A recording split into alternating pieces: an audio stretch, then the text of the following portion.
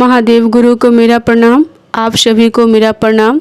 आज मैं शिव पुराण के विदेश्वर संहिता का 23वां अध्याय पढ़ रही हूँ। इस अध्याय में शिव नाम की महिमा का वर्णन किया गया है। ऋषि बोले, हे व्यास शिष्य सूत जी, आपको नमस्कार है। हम पर कृपा कर हमें परम उत्तम रुद्राक्ष तथा शिव नाम की महिमा का महात्म्य सुनाइए। सूत जी बोले, हे ऋषियों, आपने बहुत ही उत्तम तथा समस्त लोगों के हित की बात पूछी है। भगवान शिव की उपासना करने वाले मनुष्य धन्य हैं। उनका मनुष्य होना सफल हो गया है। साथ ही शिव भक्ति से उनके कुल का उद्धार हो गया है।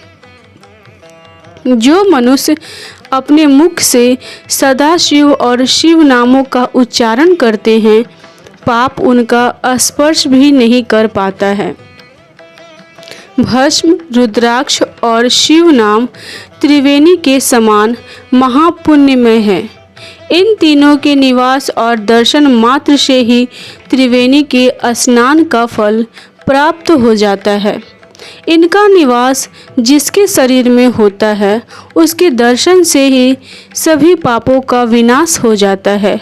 भगवान शिव का नाम गंगा है, विभूति भस्म यमुना मानी गई है तथा रुद्राक्ष को सरस्वती कहा गया है। इनकी संयुक्त त्रिवेणी समस्त पापों का नाश करने वाली है। हे श्रेष्ठ ब्राह्मणों, इनकी महिमा सिर्फ भगवान महेश्वर ही जानते हैं। यह शिव नाम का महात्म्य समस्त पापों को हर लेने वाला है।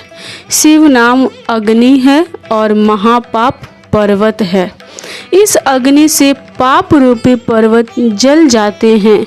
शिव नाम को जपने मात्र से ही पाप मूल नष्ट हो जाते हैं। जो मनुष्य इस पृथ्वी लोक में भगवान शिव के जाप में लगा हुआ रहता है, वह विद्वान, पुण्यात्मा और वेदों का ज्ञाता है। उसके द्वारा किए गए धर्म कर्म फल देने वाले हैं। जो भी मनुष्य शिव नाम रूपी नौका पाकर भवसागर को तर जाते हैं, उनके भव रूपी पाप निस्संदेह ही नष्ट हो जाते हैं। जो पाप रूपी दावानल से पीड़ित है, उन्हें शिव नाम रूपी अमृत का पान करना चाहिए। हे मुनीश्वरों, जिसने अनेक जन्मों तक तपस्या की है, उसे ही पापों का नाश करने वाली शिव भक्ति प्राप्त होती है। जिस मनुष्य के मन में कभी ना खंडित होने वाली शिव भक्ति प्रकट हुई है, उसे ही मोक्ष मिलता है। जो अनेक पाप करके भी भगवान शिव के नाम जप में आदर पूर्वक लग गया है, वह समस्त पापों से मुक्त हो जाता है। इसमें जरा भी संशय नहीं है। जिस प्रकार जंगल में दावानल से दग्ध हुए वृक्ष भस्म हो जाते हैं, उसी प्रकार शिव नाम रूपी दावानल से दग्ध होकर उसके सारे पाप भस्म हो जाते हैं। जिसके भस्म लगाने से अंग पवित्र हो गए हैं और जो आदर सहित शिव नाम जपता है, वह इस अथाह भवसागर से पार हो जाता है। संपूर्ण वेदों का अवलोकन करके महर्षियों ने शिव नाम को संसार सागर को पार करने का उपाय बताया है।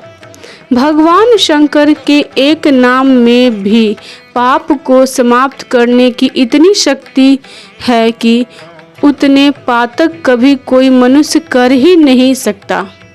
पूर्व काल में इंद्रधूम्न नाम का एक महापापी राजा हुआ था और एक ब्राह्मण युवती जो बहुत पाप कर चुकी थी।